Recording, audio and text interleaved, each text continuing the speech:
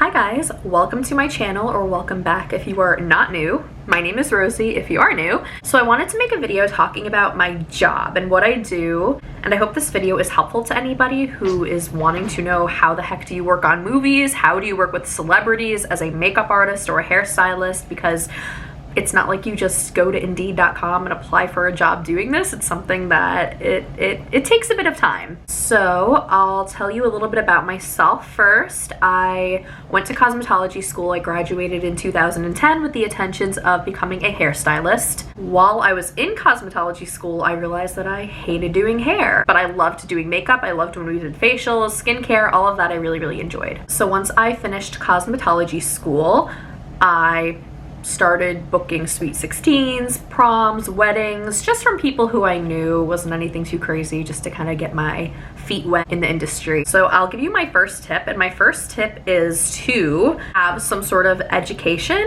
I will say there's a lot of online makeup courses. All of those are bogus. They're a waste of money where you get a certificate, a makeup artist certificate. There's no such thing as a makeup artist certificate. It's kind of a waste of money. On the contrary, going to cosmetology school and getting a degree, getting a license is helpful in your journey to becoming a makeup artist, because it is something that is valid. Having a cosmetology license, having a cosmetology degree, that is not required to work in the film industry in any state. You will need a cosmetology license to work in a salon, in a spa, but you will not need a license to work on film. Hey guys, it is me again. I just wanted to add in something that I didn't talk about that I feel like is kind of important to talk about.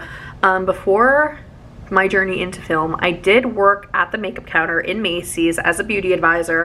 I feel like that is really important to kind of get a more realistic idea of people's ages, different skin types, different skin tones. It's really important to know all of that, because when you work on a film, you're gonna get all kinds of people that you need to do makeup on. You wanna get used to, especially all ages, doing makeup, because doing makeup that you would do on a 60-year-old woman is not the same makeup that you would do on somebody my age, for example. So a really good first step is to get a job as a beauty advisor in Macy's, in Sephora, whatever it may be, and just get really comfortable with different skin types, textures, tones, all of that. That's probably the number one most important thing that you could do to prepare yourself to venture into working on film. Yeah, I just wanted to add that in because I don't know why I forgot to say that, but enjoy the rest of the video. This is Layla, by the way. She wants to make an appearance. You might be wondering, how did I get into the film industry? Just from, you know, going from doing weddings and sweet 16s and all of that to working in film. Number one tip is you have to work for free a couple of times, a few times, whatever it takes to feel like you've made the connections that you need to make. Nobody likes to work for free, especially as a makeup artist, because you're also using your own supplies. And so when you're working for free, you're essentially losing money because you're using your supplies. Obviously, you're taking the time out of your day to do a job. Layla says, don't work for free, Mom. It's not worth it. So, but you do have to work for free at first to make connections, to build a resume in film. The way you could do that is by looking into film schools in your area. Reach out to them, let them know that you're a hairstylist or a makeup artist and you would really like to offer your services for any student films. You know, let them know that you're willing to do this just for the experience, to add to your resume, to build connections, because people who are in film school are likely going to be trying to produce films after they're done with school, hopefully films that will pay. So it's really good to make any connections that you can in the film industry. Another great way to make connections is Facebook groups, and that is where I found success, which sounds silly because it sounds like it's not like serious, like you get jobs from Facebook, but that's this day and age. So basically my first film that I worked on was, I just got by connections. I was working on some fashion shows in the city for free, again, just to build up my portfolio. I would post my work on Facebook, post the fashion shows on Facebook, and a girl who I went to high school with, who I was not really friends with, you know, just knew her, had her added on Facebook from school. She actually reached out to me and said, hey, I see your makeup work on Facebook. Again, the jobs that I did for free, they paid off in this way. And she said that she was actually interning for a film producer who was producing just an indie film. She wanted to know if I wanted to join along and do makeup for the film. Again, this was not a paid job. They paid me $50 a week as a kit fee to help cover some supplies, but besides that, it was not a paid job. I had to be willing to drop everything for a week, work on this film for no money, just to make the connections. And of course, when you are working for free, you need to decide if it's a project that's worth it or not. You know, it's one thing to do a day-long project for free, but it's another thing to do a week-long project for free. And I was so lucky to have a very flexible job, to have supportive parents, to start this when I was pretty young and I didn't have like bills or anything like that. So I was able to do it. Just thought it was going to be a good experience, and it was. That was my first legit film job that I did. And it's interesting. It's like once you work on one set, for me at least, the jobs just kind of kept coming, and I made the right connections. I had a film to put on my resume. I was on IMDb. On that film, I had another producer, again, just another independent film, reach out to me on Facebook about his film that was coming up, and this time he was going to pay me $50 a day. So to me, that sounded like I hit the jackpot, because compared to getting paid basically nothing to $50 a day, I was so happy. That was my second film ever. Again, no big name actors or anything like that. It was strictly like an independent film. So if you're looking to connect with people who are in the film industry, like I mentioned before, Facebook, maybe go onto Facebook in the search bar, type in, say you live in Pennsylvania, type in Pennsylvania film and see if any Facebook groups come up. Likely there will be a Facebook group of people in the industry. Join the group, connect with people, post on the group that you're a makeup artist, you're wanting to work on a film. The best way to learn what it's like to be on a film set is just to jump in and do it. There's a lot of film set lingo that you will learn.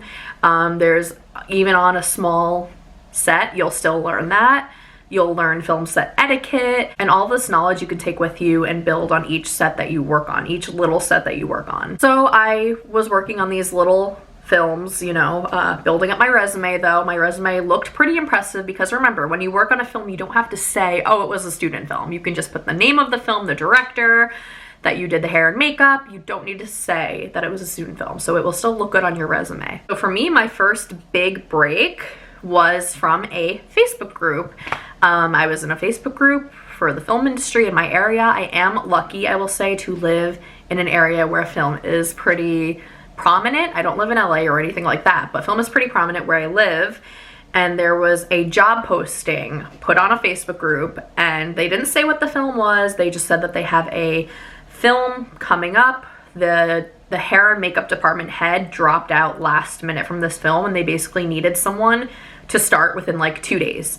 Saw that post, immediately emailed them my resume with all of the you know, little films that I've done, but again, they don't know if they're little films. But with all of my experience, you know, my portfolio pictures, got back to me immediately. They let me know what the film was. It actually ended up being a James Franco produced film with an amazing cast. I don't want to brag or name drop about what celebrities I've worked on or anything like that because I don't want to sound like I'm bragging, but it was a really impressive cast, and suddenly I was the hair and makeup department head on this movie. Of course, I just played it cool, you know, we don't ever want to work on a movie and act starstruck or be like, oh my god, that's so cool, like, you know, I was just like, great, accepted the job, spoke with them through the phone, and yeah, they trusted my skills. I already had the knowledge from working on these little nothing film sets to bring these skills and work on a like real big film set. It was still an independent film, but it, you know, it was on Netflix. It was like my first ever like real movie job. Working on that set, the director really liked me. It's so important to be likable on set because film sets are really, really stressful. There's a lot of times some unpleasant people working on film sets. So if you are a pleasant person and you keep your cool and you get your work done, it's gonna be noticed, I find. The director from that film really liked me, kept me in mind for his future films. Again, films that had really good casts in them. And once you can list these films on your resume, it's so much easier to get jobs. I found once I started working on these films, it was just kind of like one after another for a while. The jobs were coming to me. I didn't have to look for the jobs. And I feel like once you're in the industry, that tends to happen. I've worked with a decent amount of big name celebrities. Just know that working on a film set is not like glitz and glamour. You should know some special effects makeup, and I don't mean like the stuff that you see on Face Off. I mean just know how to make a cut, know how to make a bruise, have fake blood in your kit for scenarios like that that it's needed.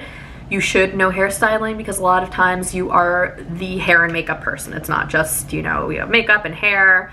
Depending on the film's budget, you most likely will be hair and makeup, so it's important to just know basic hairstyling. You know, you shouldn't have to know anything too crazy. Just know how to do a blowout, know how to do a set of curls, you know, just simple things, which you can read the script in advance and make sure that you are up to par on your skills for that specific film, which is helpful. If you're a big like Instagram makeup kind of person, you love the current trends, film may not be for you unless you're willing to kind of drop that kind of makeup. Film makeup should be timeless. It should be natural unless it takes place in a certain time period. You don't want to do current Instagram heavy contour, heavy highlight, trendy makeup. You want it to look like basically the makeup that I have on now is like pretty accurate as to what film makeup would look like unless noted otherwise in the script. Just wanted to put that out there because working in film is not super glamorous.